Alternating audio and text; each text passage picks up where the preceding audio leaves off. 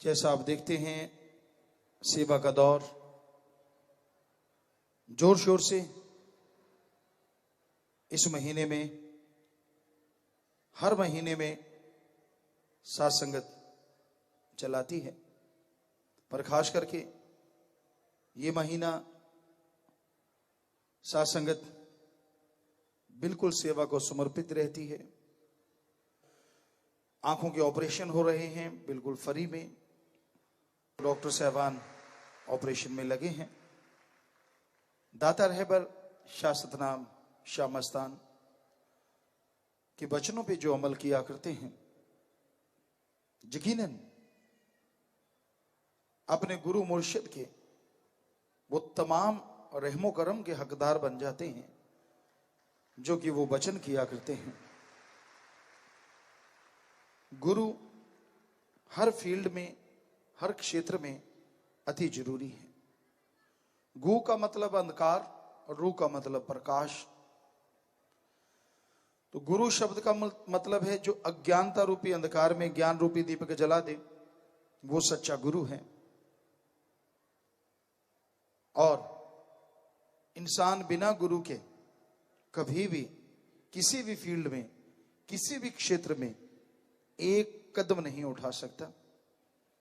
जन्म लेता है तो जन्म से पहले भगवान परमपिता परमात्मा गुरु, मां गुरु, पता नहीं कितने उस्ताद टीचर, अगर डॉक्टरों की जरूरत पड़ी तो वो भी इस बच्चे के लिए एक उस्ताद, एक टीचर का ही काम करता है।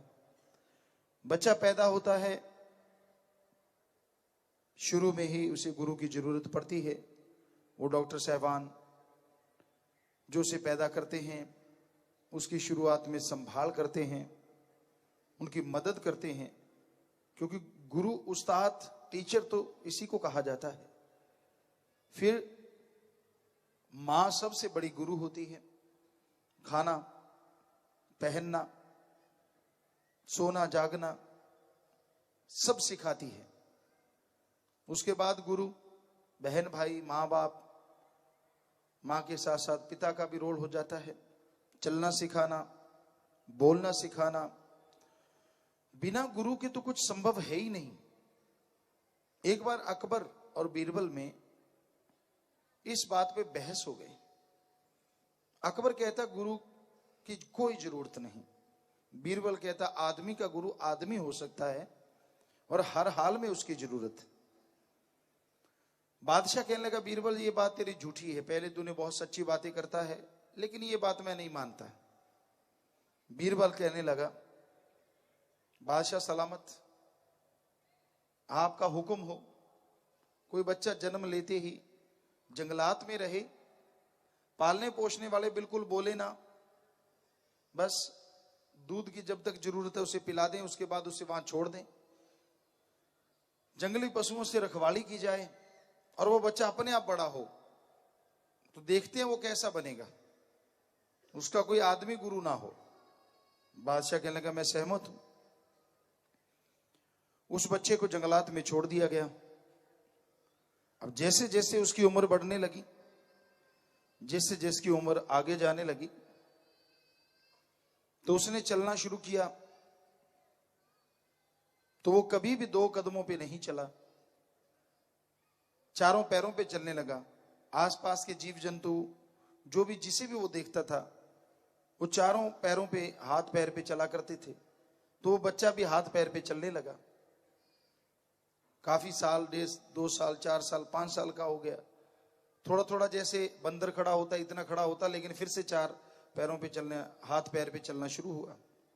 कोई भाषा नहीं सीखा, जैसे पक्षी बोलते वैसी आवाज निकालता, जैसे जानवर बोलते वैसी आवाजें सीख गया। उसे कोई भाषा नहीं आती थी। तो जैसे 4-1 साल का हुआ, 5 का, तो उस बच्चे को पकड़ लिया गया।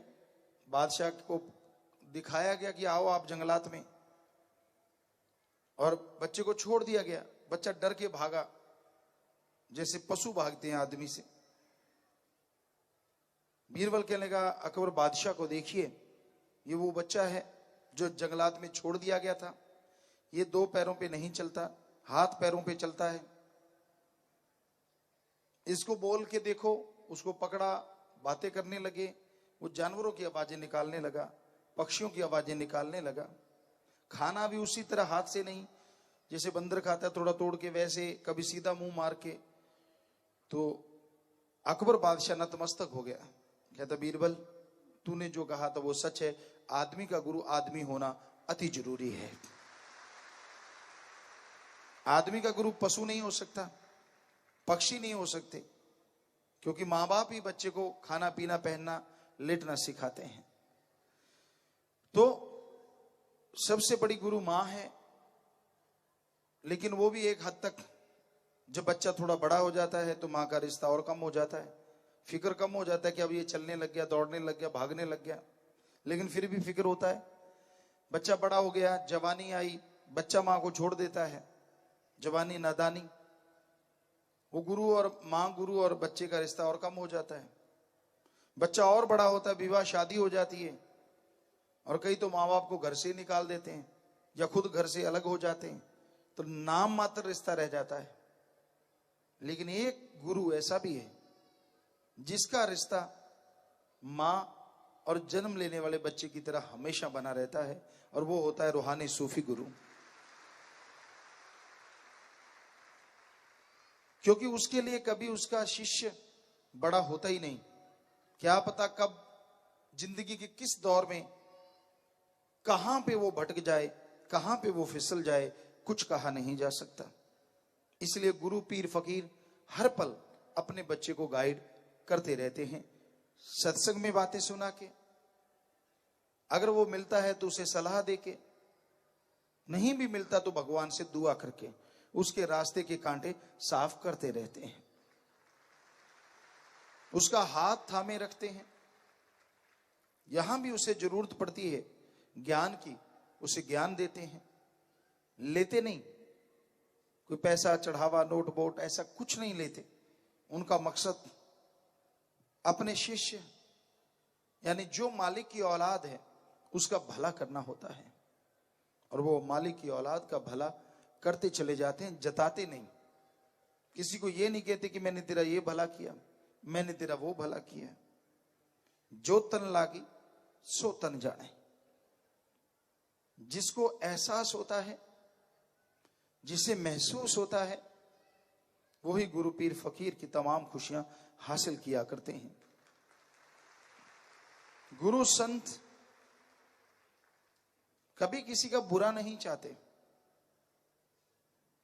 पर आदमी अपना बुरा और अच्छा काफी हद तक खुद ही कर लेता है। जैसे कोई कर्म करता है वैसा फल भोगना होता है, आज नहीं तो कल, कल नहीं तो अगले दिन। और गुरु इंसान को परमपिता परमात्मा से जोड़ता है, उस सुप्रीम पावर से जो कण-कण में है, जर्रे जर्रे में है, और उसकी तमाम खुशियां उन्हें मिला करती हैं जो दीनता नम्रता धारण करते हैं। अहंकार में, खुदी में कभी किसी को कुछ हासिल नहीं होता। जितना अहंकार इंसान करता है उतना ही वो खाली रह जाता है। पानी पहाड़ की चोटी पे, टीलों के शिखर पे नहीं रुका करता, पानी हमेशा नीची जगह की ओर जाता है। और यही साईं मस्ताना जी, शास्त्रनाम जी दाता रहबर ने हमें सिखाया, जो झुक गया सो पा गया, जो तन गया सो गवा गया। अगर आपके अंदर ईगो अहंकार भरा है तो रूहानियत में आपके लिए कोई जगह नहीं है। आप वो रूहानी खुशियां नहीं हासिल कर सकते जो कि आप कर सकते थे। चाखा चाहे प्रेम रस, राखा चाहे मान, एक म्यान में दो खड़ग, देखा सुना न कान। एक म्यान में दो तलवार नहीं आती। उसी तरह एक जिस्म में अहंकार, गुमान और प्रभु का प्यार इकट्ठे नहीं रहते। यहां अहंकार है वहां मालिक का प्यार नहीं, और यहां प्यार है वहां अहंकार नहीं। सो साईं मस्ताना जी, परमपिता शास्त्रनाम जी दाता ने हमें यह शिक्षा दी, झुक के। झुकने का मतलब डरना नहीं, दीनता, नम्रता, जुबान पे मिठास, दिलो दिमाग में सबके भले के लिए प्रार्थना, दुआ होनी चाहिए। इंसानियत के जज्बे को बुलंद रखो। और इंसानियत किसे कहते हैं? चाहे आप कितने आलिम फाजिल हो जाएं, कितनी डिग्रियां डिप्लोमे हासिल कर लें, अगर आपके अंदर इंसानियत नहीं है तो आप पशुओं से भी बदतर हैं। इंसानियत का मतलब है सभी धर्मानुसार किसी को दुख दर्द में तड़पता देख के, किसी को दुख दर्द में परेशान देख के उसके दुख दर्द को दूर करने की कोशिश करना, उसके दुख दर्द में शामिल होकर दुख दर्द बंटाना, और यहां तक संभव हो उसके दुख दर्द को खत्म करने के लिए प्रयास करना, इसी का नाम इंसानियत है। किसी को दुख दर्द में तड़पता देख के, किसी को परेशान देख के ठहाके लगाना, खुशी मनाना, ये इंसानियत नहीं, ये शैतानियत है, राक्षसीपन है। तो इंसान अपने व्यवहार से पहचाने जाते हैं। कोई भी इंसान को आप देखना चाहो, गौर से देखिए, किसी को रोता तड़फता बेचैन देख के अगर उसका चेहरा भी दर्द में तड़फ उठता है तो वो इंसान है। पर अगर वो लापरवाह होगा कि ये तो मरता ही रहता है, ऐसे तो चलता ही रहता है, ऐसा तो होता ही रहता है, तो समझ लीजिए वो पत्थर दिल नहीं, शैतान है, जानवर है। बल्कि जानवर से भी बदतर है। जानवर तो फिर भी अपने कबीले का, अपने कुनवे का ख्याल रखते हैं। किसी की चाल ढाल, किसी के लहजे से आप पहचान सकते हैं कि इसमें कितनी दीनता है, कितना अहंकार है। तो दीनता, नम्रता रखो। किसी का ओहदा, किसी की पदवी का कोई मायने नहीं। परमपिता दाता रहबर फरमाया करते, दीनता नम्रता से अगर सुमरन करोगे, भक्ति करोगे, तो यकीनन जो आप कार्य करना चाहते हैं उसमें तरक्की हासिल करोगे। इंसानियत को बुलंद रखोगे तो भगवान की कृपा पात्र जल्दी बन जाओगे, उसकी दया में रहमत के लायक बनते जाओगे। तो ऐसे मुर्शिदाता शास्त्र नाम शाह मस्तान, जिन्होंने हमें ये रास्ता दिखाया, इंसानियत की राह पे चलना सिखाया, सच्चा सौदा, सर्वधर्म संगम, बोलना नहीं करना सिखाया, ऐसे परमपिता परमात्मा को जितने सजदे करे उतने कम। हम अरबों खरबों कोटन बार अपने मुर्शिद को सजदा करते हैं, नमन करते हैं, जिन्होंने इस खाकसार को अपने काबिल समझा, अपने लायक समझा, तभी वो घर किया, तभी ये कहा हम थे, हम हैं, हम रहेंगे। सो कर्ण करावनहार सतगुरु दाता हैं, करते थे, करते हैं और करते ही रहेंगे। हम तो चौकीदार हैं, खाकसार हैं, आपकी जुतियों में बैठने को तैयार हैं। पर मेरा मुर्शिद, मेरा रहबर, मेरा दाता सबके काज सवारता था। जैसे जैसे कलयुग बढ़ेगा सैकड़ों गुना बढ़ चढ़ के कार्य सवारता रहेगा। लाज रखता था, अरबों गुना बढ़ के सबकी लाज रखता रहेगा। दृढ़ यकीन रखिए, दृढ़ विश्वास रखिए, दीनता नम्रता को अपनाइए, सुमन कीजिए, तो जरूर आपको वो राह दिखाएंगे, उस रास्ते पे लेके जाएंगे जिस पे आपको तमाम खुशियां आए और आपके गम मिट जाएं।